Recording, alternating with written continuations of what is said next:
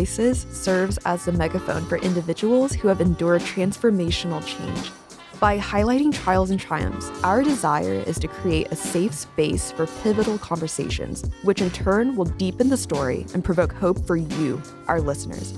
As you may know, change is never easy, but it is inevitable. You are not alone in what you're facing. Your transformation is possible, purposeful, and now. And here's Aaron Wiggum, founder and managing director of New You, with this week's guest.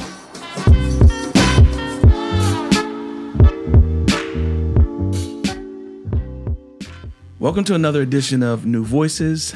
My name is Aaron. I am your host, and we are so excited to have this gentleman with us today. He is the founder of Birthright Living Legacy. He is a father. He is a husband. He's my friend. This guy here is the pseudo mayor of Tulsa. If you need your car fixed, he knows a guy. If you need your hair cut, your lawn cut, your eyebrows done, he knows a guy or gal. Yeah. He is a super connector. He's a man of devotion. He is a man of true integrity. And I'm really excited that he's here to share his story with us today. I bring to you none other than the one and only Marquess Dennis. Welcome to New Voices, Marquess. Hey, man, glad to be here. Absolutely. It's a pleasure to have you. I want to, we always start with people's stories. So I want you to take us back to growing up here and tell us the Marquess Dennis story. Well, it's about 7 lives compiled into one, so I'll try to condense it as much as possible. So I was a young man that grew up here in North Tulsa, Turley to be specific, for those of you that are here in the Tulsa area. Turley is one of those unreached areas to where, the modern things of today don't exist. There's not like a convenience store that's, convenient. There's not a, grocery store. There's not a lot going on out there other than a school. Mm-hmm. And so growing up, I grew up in the height of the crack epidemic. And, my household was no different than the rest on the block. They either sold or participated in those activities. Mm-hmm. But as a young man, I didn't know that what was happening around me was wrong. So I grew up thinking, oh, this is just what life is like. And then one day, the world came crashing down when my mom was busted and kind of arrested for a situation. And when that happened, we ended up leaving the environment. And so as we left the environment we were in, I stayed with my grandmother for a little bit. And 2 weeks, I think, was the little bit. And then went to a place called Broken Arrow, which is a suburb of Tulsa. And to give you an idea of the culture shock, I went from not seeing anyone that didn't look like me to only seeing people that didn't look like me. Mm-hmm. And then I was like, where did all these people come from? And then all of a sudden, things like bowling alleys and convenience stores and Brahms and all these different stores. And I'm thinking to myself, where did all this stuff come from? Mm-hmm. There was dry cleaners, just stuff I'd never even heard of. Mm-hmm. And so I thought to myself, man, this is crazy. And so I went on that journey for a little bit, trying to understand and assimilate to that life. And then went from that back to the Tulsa area. And when I went back to the Tulsa area and I seen everybody that looked like me, I realized I started locking my doors and started feeling uncomfortable and unsafe. And I was like, what is it in me that's causing me to feel unsafe around people that look, talk, and act like me? Mm-hmm. And what it was is I realized then how powerful of a tool media was. Because in the media at the time, in the early 90s, I was just made to believe that people that look like me were inherently bad or inherently violent or inherently evil. Right. And so through that, trying to navigate life, I had stepfathers in my life and trying to learn from them, but not knowing who I was because my father wasn't around. It was just one of those things where I was like, I don't understand, like, why is everyone's life so much different than mine? And so in that process, I discovered a few things, went down the path of, the road, I don't know if it's more or less traveled, but decided to become a street pharmacist, self-proclaimed, no college necessary. So I jumped out there and got off the porch, as they say, and started to dabble into running a business. And so as I started to run a business, I realized very quickly that a street business is a lot like a actual business, but the consequences are way more sincere. And at the time, I didn't know the difference between the two, but I was working, blue collar jobs and all those kinds of things. I was a welder, working in various different areas. I was a phlebotomist for a little while. I've done almost everything under the sun to try it out. People liked my personality, so they would hire me without an application. And so I would get into the job, and then I would get to discover whether I liked the job or not. And so through that, it gave me a lot of marketable skills that I didn't realize that I had. And so as I started to move up in my age and start to move up in maturity, I started to realize that I could leverage some of that stuff, not just for jobs, not just for positions, but in influence. And so when I started to realize that influence actually had value, that's where, like I said, the street pharmaceuticals of marijuana started to come into my life. And as I started to dabble in that, due to a bad car wreck and due to getting negative in my account from a child support thing, it made me have to reevaluate. And I was just like, man, what am I supposed to do with my life right now? Like, I'm broke. I'm hurt. I've been on leave from this car accident, and I'm trying to figure out what I'm going to do. I'm fixing to write a hot check to try to lean me over until. Get up to the counter. The lady says, Mr. Dennis, you're already $287 negative. And my world comes crashing down like a movie. I mean, the whole bank starts spinning. I hang up with the person on the phone, and I just am sitting there thinking, what am I going to do? Well, then she calls back and says, hey, Marquess, listen, I know you don't sell drugs, but I got a friend of mine that said he'd be willing to give you a quarter pound of weed just based on my name, and he'd give it to you for $225. And I was like, man, I don't sell weed, but even if I did, I could get it wait a minute. So I started doing the math in my head real quick, hung up with her, got on the phone, made a call, told a friend, be at my house in 10 minutes, bring something with you. And so with that, he came to the house. He's laughing. He's thinking, I played middleman. I didn't realize that, they hand out the same amount of charges, whether you're doing a favor. If you're doing a favor for a friend or making money. And one of my OGs had told me, man, you better make as much money. And when you sit down in that jail cell, you better say you had as much fun and lived the best life you could while you had the chance. And so while I was there, I said to my friend, I was like, listen, I need to figure something out. He's just laughing like, man, that's crazy. He said, but if anybody could do it, Keith, it's you. You know so many people. And so that was one of the first times I really kind of took that as a, is there a value in that? And so I remember being in Oklahoma City one time, and I was just driving around with a friend of mine. He trying to show me the world. And, I'd never been to the city before, but I knew like 2 or 3 people. And he said, bro, how you know so many people and you broke? And I was like, well, I don't know any jobs that you could just charge people for being your friend, other than owning a bar. And so I'm not a drinker, so I don't really, So these kind of things were swirling in my head at all times. I just always was wondering, like, what did people see that I didn't see? What was it that's going on that I didn't know? So as I started my journey into the street pharmaceutical world, I started to realize that the influence that I had, the connections that I had made, they all now started to reap me money. And so, my girlfriends at the time, they'd be like, you got people running in and out of here all the time, or you're always on the... And I was like, listen, every time somebody comes and sit down, that's $50. We're making money. That's at least $50. It can be as much as $1,000. So I'm going to need you to calm down. And so for me, I didn't realize what was happening. And so for me, in that journey, I was just trying to really figure out, like, what is my thing? What is my niche? Is this what I'm made for? Is this what I'm supposed to do. And then, of course, as I grew, got bigger, got great ideas, wanted to do impact, change the world, wanted to impact fathers, but I didn't know anything about the corporate world. I didn't know anything about grants and riders and, foundations and all that stuff. So the only thing I knew was, man, if I go to the cartel and get this cheaper, I can have more money and I can do these great ideas I have. Right. So I tried that. And, lucky for me, God had other plans.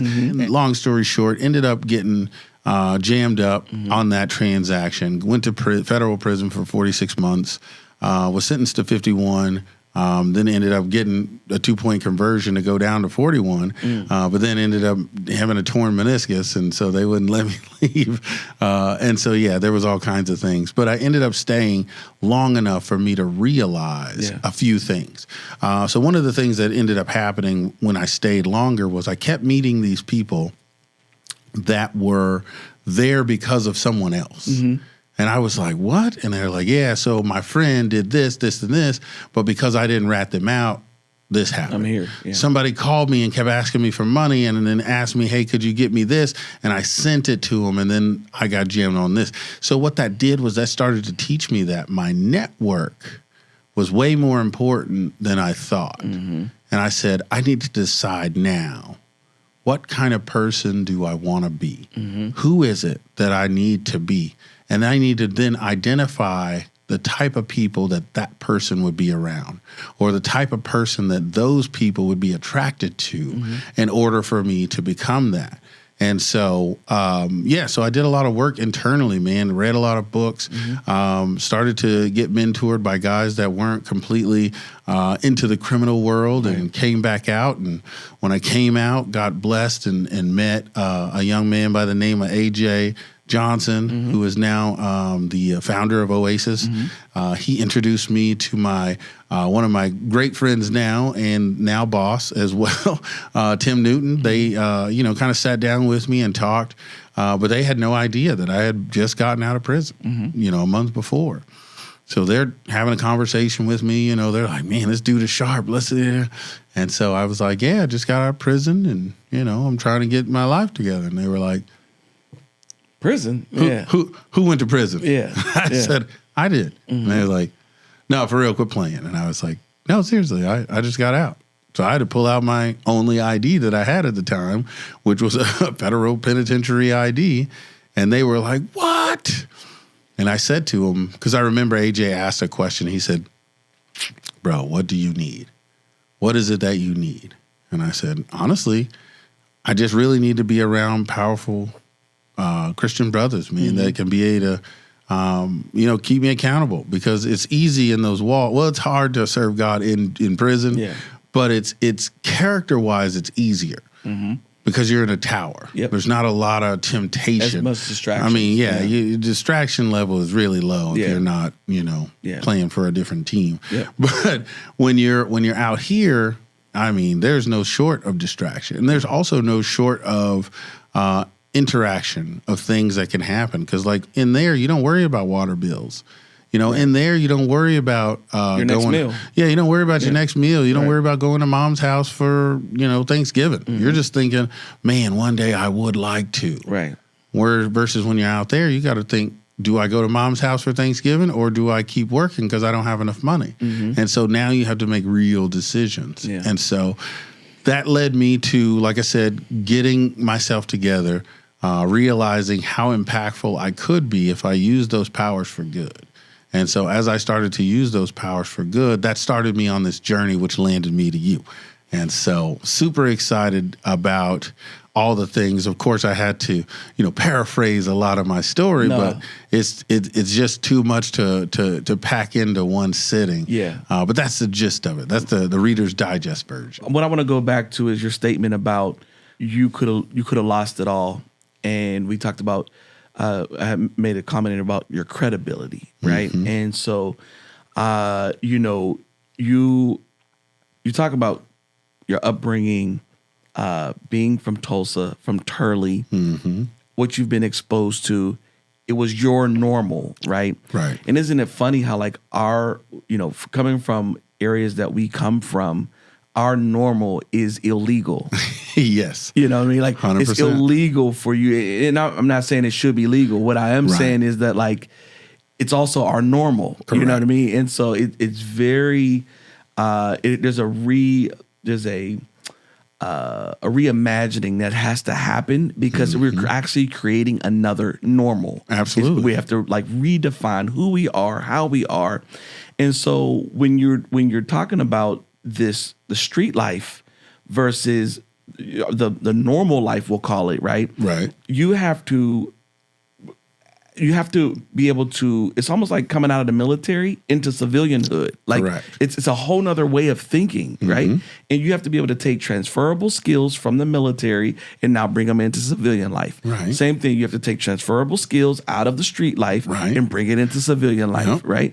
And so being able to make that correlation, but one of the things that you've done well, Marquess, and I give you total credit for this, is that you are credible. You are credible. Your name is good, and I don't know what it is in the street life, but your name outside of the, in the regular world is a good name. Anytime I mention someone, mention you to someone, they immediately they smile. Marquess, I'm gonna call him. So there's always this connection back to you, right? Yeah. And I think that Marquess.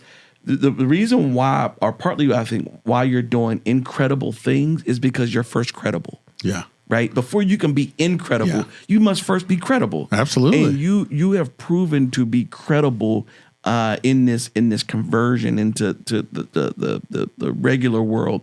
And now you're doing incredible things within this realm, even as you're learning it. Like you're learning the lingo, and you're learning the lexicon, and you're learning, why do I have to do this first, and what are the processes? Like all of that is a learning curve, right? And you're diving fully into it. So kudos to you for that. I appreciate it. When you are looking at the evolution of Marquess, and I think that life isn't linear, right? Life takes some wicked turns, right? When you're thinking about yourself 20 years ago, we'll say, what is something that current age Marquess would say to 20 years ago Marquess? Like, where was his head at? What would be some things that you would encourage him on modern day Marquess? Yeah. So if I had like one bit of advice, because I think about this a lot. Yeah. It's always one of those, if I knew then what I know now. Yes. The one thing that I would do is master self. Discipline is the only. It's the key. It's the only thing that is needed for everything else. Yep. Like if we start talking about spokes, like, I wanted to learn Spanish, or I should read more, or I should work out more, Discipline. healthy eating, it all goes back to that one thing. 100%. And it's not to say, hey, Keys, don't have fun. Yeah. It's to say, hey, listen, if you're going to go this route, I'm going to need you to set up some serious boundaries. Yeah. And I want you to mash it. And fully think about what you're doing as you're going. Because one of the things that I learned early, and I'm glad that it is permeating even in this life, because in the street life, your name is everything. It's everything. It's everything. This is why, I remember when I got busted in the U.S. Marshals, they're fingerprinting me. They're like, all right, your name is Marquess, or what's your street name? And I was like, Marquess. He said, what do you mean? That's your street name? I was like, I got one name. Yeah. He said, I said, my dad, I didn't have a great relationship with him growing up because we didn't know each other until I was like 13. But one of the things he taught me that I will never forget, he says, you got one name, and there's certain things you better not ever have attached to that. Lazy, liar, cheater, you know what I mean? And so on and so forth. And so I was like, wow, okay. And I started to realize that name is the credit card. That's what you get to use as collateral and trading collateral, because that's all credit really is being able to do that. So when I think back to previous Marquess. You know, he still was the same integrous guy that I am today. The difference is lack of discipline. Lack of discipline. Yeah. And so that came with lack of trusting father figures. You know, I had father figures, but you know, when it's not your own dad, you kind of discount things that don't fit what you want. You know what I mean? They was telling me good stuff, but it was like it didn't fit my narrative at the time. Right. So I wasn't as interested as I should have been by saying, you know what, discipline wins all. Yep.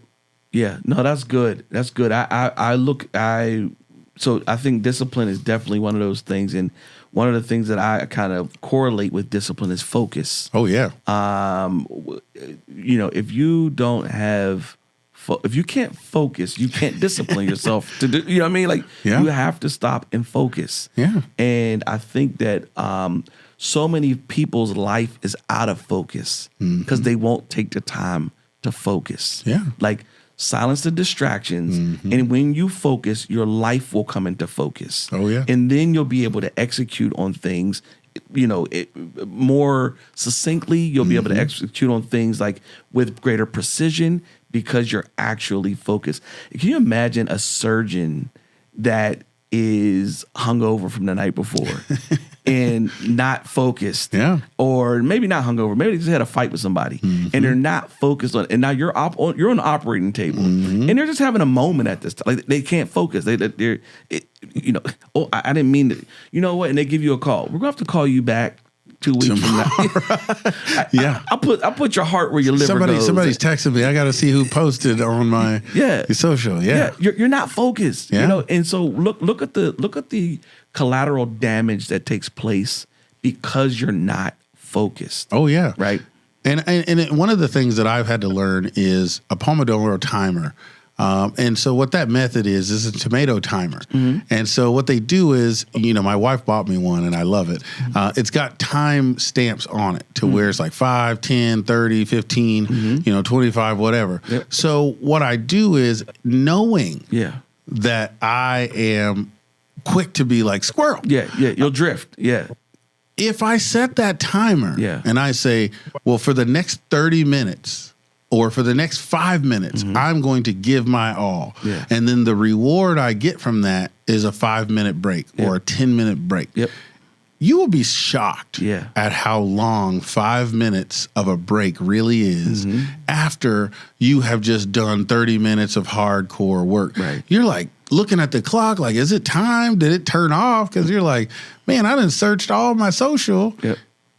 And now you still have 3 minutes left. What are you going to do? You can go to the bathroom, get you something to drink. Right. By the time you come back, you're like, man, I'm ready to get back to work. Yes. And so it's a muscle like anything else. You have to train yourself to focus. Right. I think when a lot of people hear people like yourself are talking about focus, they're painting this broad spectrum like you were born, you know, your dad handed you focus. Yeah. Your mom showed you how to use it. You were knighted. And then you just came out of the womb just rocking. No, you got to work on it. It's work on it. Yeah. It's just like anything else. Yep. Anything worth doing is worth sucking at first. That's right. And if you're not willing to suck at it first, then what good is it going to do? Why should I have to be around to keep you in line every day? Yep. You know what I mean? That to me, as a leader, you know, I always have to tell employees, man, listen, if I have to tell you what to do every day, all day, I might as well do it. I said, one of us is unnecessary. Yep. You know what I mean? It's one thing to bounce ideas. It's one thing to be able to kind of craft to make sure that there's things that you're not missing.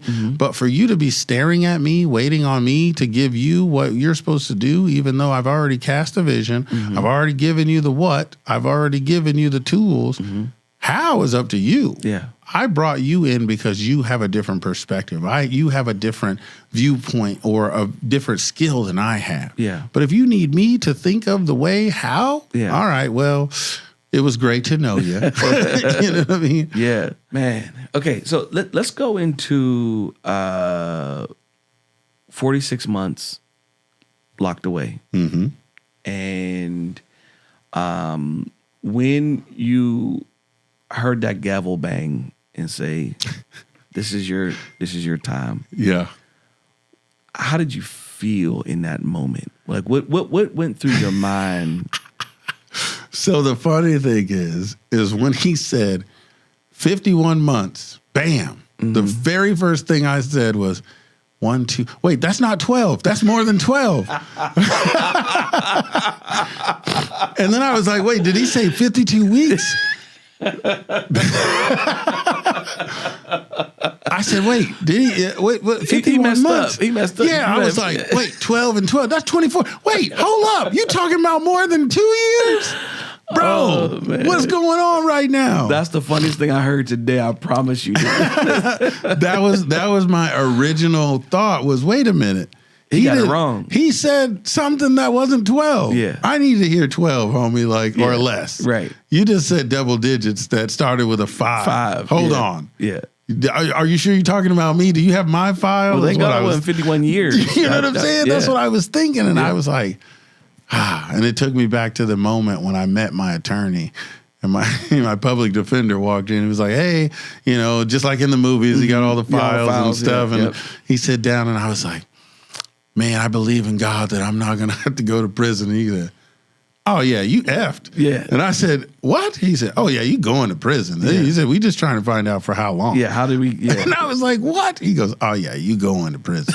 You might as well get that out of your head. Yeah, the marshals and stuff is involved. Oh, yeah, bro.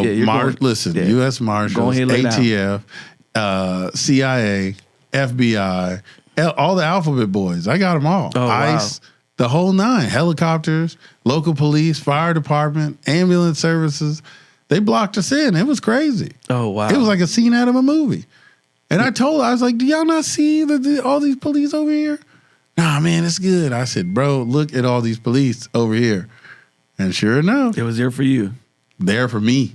I never seen that many AR-15s in my life. Wow. Still to this day haven't. And I've been to several gun shows. And it was a sight to be seen. Wow. Sight to be seen. And then you think to yourself,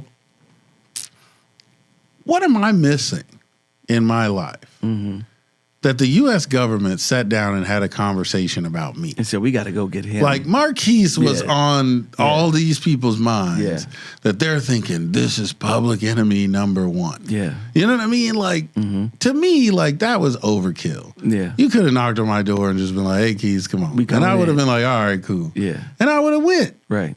I guess I'm different. You know, I would have you got me. Most people would have run, though. Yeah. You got one of the guys who was with me tried to. Yeah. He tried to. He didn't get very far. Yeah. You got to be in shape. Right. You got to be disciplined. Yeah. Police ain't slowing down. No. They got extra help. They got CBs. When we were kids, that's how we knew if we were fast enough. Can you outrun a CB? It wasn't a cop. Who cares about a cop? This is one person. Yeah. Can you outrun that CB? No. Can you outrun that helicopter? Yeah. If you've never been chased by a helicopter, you just don't really know how ridiculous it feels to be driving down the street and there is a giant light beam and everybody thinks you're OJ. You know what I'm saying? Like they looking at you like, what did you do? That the helicopter is following you. Yep. And I've had that happen to me multiple times. And, luckily for me, I wasn't doing anything at those times. But yeah, it's a scary feeling. Man. Because you just don't know. You don't know. Am I going to get beat up? Am I going to get shot? Am I, you know what I mean? This is long before the George Floyd things. These are like when Rodney King was okay. When they, when that was kind of acceptable behavior for police officers. Right. And so those days you had to be very careful. But yeah, so when I think back to those days, that was my very first thought was I now have to go sit, first of all, do the math and figure out how long he just said I have to be sentenced. And then what if I don't like these people? Right. What if they don't like me? Yeah, nobody's surveying that. Man, Yeah, what is this like? Yeah. What if I don't like my cellmate? Yeah. Like that's, and like an idiot, I looked up the rules. Don't look up the rules to prison. No. Because it's the dumbest thing ever. You know what the first rule is? What's that? Don't kill anyone. You know what the number 2 rule is? Don't kidnap someone. I was like, they got to put this in the rules? Yeah. And so, I immediately went into mad panic like, man. I mean, it's not as bad as they made it seem, though. It's like high school, just with no women. Wow. That's exactly what it is. Okay. You got cool kids, you got non-cool kids, you got people that's bored. All these different you got some real thugs. Yeah. But you also got some idiots. Yeah. You know, and then you have some jocks. Yeah. And then you have the what we like to call the army men, the be all you can be. Yeah. You know, these were the guys that had Lamborghinis and Porsches, and they drove a different car every week and private jets. Some of them did, but not all of them. Federal prison, you just never know. Right. And so the time, it just was one of those things I try to figure out, like, how am I going to make the best use of my time now that I'm gone? And so what I did was I created an Amazon wish list. Okay. And I printed it off, gave it to all my family members. I said, if you ever think about me, you get sad, my birthday, send me one of these books. These are the books I want to know. And so that's what I did is I told everybody, all right, looks like it's over. Yeah. And I went back in the back and they uncuffed me and we did the thing, Yeah. So you mean to tell me your customer discovery process started in prison? Started in prison. Wow. I started by interviewing the 1,500 guys I had on the yard. Wow. Yeah. And so because they all ended in the same place, so it was a controlled environment. Yeah. So what I did was I started to take the time to figure out why I was there. Yeah, yeah. What was my purpose for being there? Yeah. Because prison, when you look at it, it's like I said, it's like a dangerous recreational facility. You know what I mean? There's people that got tempers that fly. You can get stabbed. You can get killed. Right. But it's just like out here. If you're not disrespectful to people, if you're not stealing from people, if you're not, blatantly just out there trying to get yourself in a situation, people are not just going to walk up to you and be like, hey, black man, blah, blah, blah, and stab you, because there's long-term ramifications that will affect not only them on this yard, but people on another yard. one. Yeah. And so you can't just act like you want to. There's shot callers. There's people that get to put you in check if you get out of line. Okay. So it's not as free willy-nilly as they try to make it sound. Okay. What it is it's a structured situation that teaches you discipline. You got to think, in America, Aaron, there are 3 institutions you will touch in America. You will go to one, okay? College, armed forces, or prison. Yep. You will touch one. Yeah, I've heard that before. Yeah, I think I said it before. Yeah. But you will touch one, and you have to, because if you look at it, they all are the same. When you go to college, they make you go to an orientation. You got the dean that comes in, tells you what you can and can't do, tells you all this cash division, and then they give you to this RA that walks you around, tells you where you can and can't hang, what you can and can't do, blah, blah, blah. Then you split up into groups, which is based on class. Whether you're rich, whether you're poor, whether you're a sportsman, whether you're intellect, whatever the case may be. Whether you're a sophomore, whether you're a freshman. Correct. Right. Now, when you get into the Army, same thing. Drill sergeant comes in, tells you what you can and can't do, who you can and can't be. Boom, here's your squad leader. They break you up. This is where you can go. This is where you can't go. Right. Then you break up into rank. Same thing. Same thing. Yeah. Now, when you come to prison, same thing. Warden comes in, tells you what you can and can't do. Under warden, they all da-da-da. Then they break you up to the shot callers, and they tell you, this is where you can go. This is where you can't go. This is what you can and can't do. And these are the people who are now your friends. And you break up into race. And one more question, and we'll do a call to action. With all that you shared, ups and downs, some prison time, Birthright Living Legacy, and all of the things that you're leading now. Actually, when I first met you, I don't know if you remember this, was at a Meeting of the Minds? No, it was the the Bold meeting. Bold, yes, it was Bold. That's what it was. I met you at a Bold at a restaurant, and I'm like, who's this gregarious guy? He's laughing, and he's amiable, and he's friendly, and and we had a conversation, and after that, we just started this friendship. And it's been great. But with all the work that you've done and all that you're doing and all the things that you've had to endure, how do you and how have you held on to hope? Well, I hold on to hope because every day I get to go home and I get to kiss my wife. Yeah.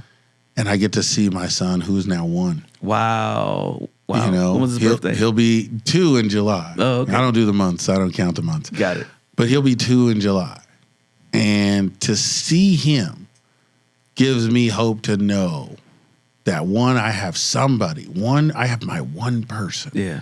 That if all else fails, I know she has my back. And I have hers. Yeah. And she'd be willing to die for that. Yeah. And his hope, because he has my namesake, he is my living legacy right now. Yep. Because my other 3 kids didn't get that opportunity. Right. But he is Marquess Dennis Jr. And so that's what gives me hope. And then every time I talk to a dad that gets to experience something that I have given them. Yeah. Man, listen. So in the program, when we took the new R, right? Yep. One of the fathers that was there ended up coming to Birthright for a meeting. Yep. And we started talking about interviewing dads, right? And he got so angry. He was like, man, how dare you say this? Da, da, da. Just pulled me over a week ago, this last Saturday, and said, hey, I need to tell you about what happened when I did what you said. And he said, bro, I wasted 14 years thinking something that wasn't true.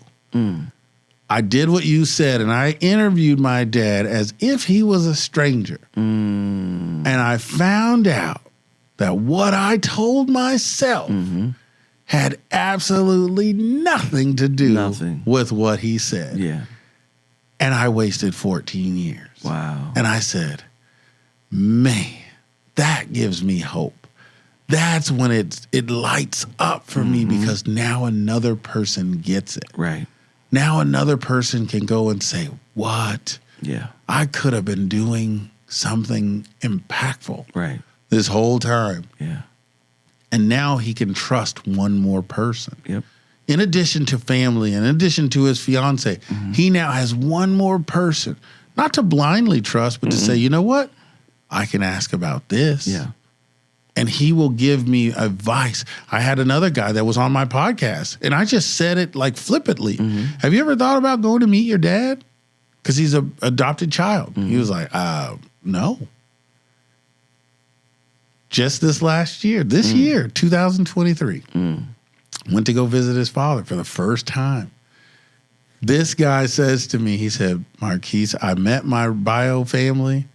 I met my sisters, met my mom. He said, but my dad, I would move to Atlanta today just to be close to him. He said, because what he does to me when I just talk to him about business, I feel my confidence, my very being change for the better. And I said, that's what gives me hope, to know that there are actual breakthroughs.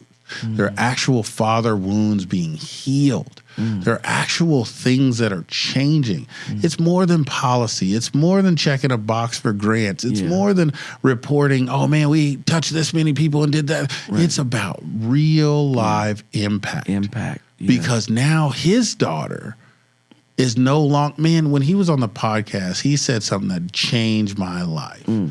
As a adopted child, he said, I love my daughter so much because she is the only person I am related to by blood that I know. Wow. How's that?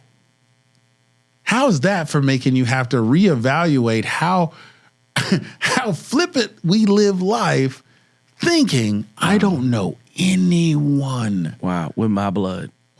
Wow. Crushed me. Wow. And so for him now to not only know his bio family, mom, bio sister, bio sisters, now he knows his dad and his brothers. It doesn't diminish his relationship with his mom and an adopted dad who passed away. It actually heightens the experience because he knows they didn't have to. Whereas these kids had to give me up because I could not have made it if they would have tried to keep me at that age.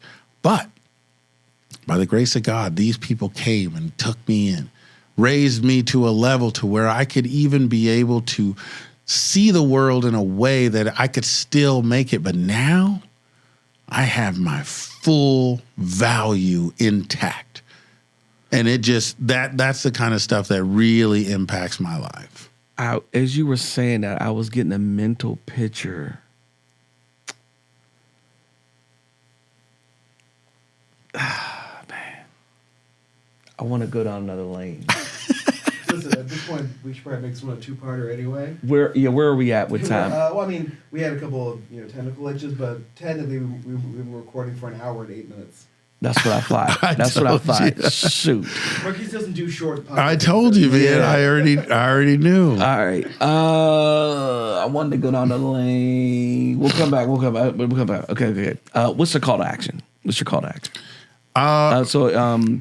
Social media, Okay. Yeah. So, you can find us on any of the social media platforms. Myself personally, Marquess Dennis, at brlivinglegacy.org. Or you could just look us up at brlivinglegacy.com.org, birthrightlivinglegacy.com.org. We got all the names. Yes. And then you can just, you can call us 918-922-9445. I'm very transparent, very open. And we would love to have you, man. We have biweekly fatherhood meetings where you can come as a dad. You don't have to have my story in order to be able to partake and then be able to get community with other fathers and learn from each other about how we are able to pivot and become better, because that's the only way that we rise as a community, is that, one, we do the work internally, but two, be able to be held accountable to other people that have our same standards and that have our same ideals, so that way we can move forward. And our ideals are that we validate the merit that fathers bring to parenting. So if you believe in that, if you believe that fathers add value to the parent experience, to the father and child and mother and child experience, whether they're in the home, out of the home, or incarcerated, then hey, we are the place for you. You don't have to be estranged from your kids in order to be able to be a part of what we're doing. Yeah. Matter of fact, most of the people that are in our program either have no kids or they're grandfathers or they're around their kids every day. Right. I am just a small sliver of people that have the story that I have. The reason I got the story I have is because I believe God said to me, I need somebody that has your story that I can trust. And I'm trusting to tell it because I'm letting those guys know that they can reimagine how they can be as a father. They can reimagine how they see their careers. They can reimagine their lives. And it may not be me, but I can definitely show you where Aaron is at. Yeah. I can definitely show you where New You is at, Yeah. because it does that. When my wife comes home now, every time after every Tuesday, it's a whole nother Crystal. Oh, she comes home like, it was good. And I go, I know. That's why I told you to go. Wow. This is why I on you about my diploma. I got to have it hanging. I need people to see because it's real. It's really easy to co-sign for friends. Yeah, it is. But it's different to be able to we say, went through it. Man, if I don't know you, I would still be rah-rahing the same because it is that impactful. And when I look at the things I did to get me through prison, when I look at the quotes, the books that you reference, the things that you use, those are some of the same tactics that I had to use. But you have created a guaranteed roadmap to get them there. I fumbled and struggled. There was a lot of different turns that I took in the middle. Had New You existed for me then, I would be where I am today. Wow. But having it where I am now, I got to reimagine the 2.0 version of this guy. Right. And it's easy to say, oh, man, all he did was that. No.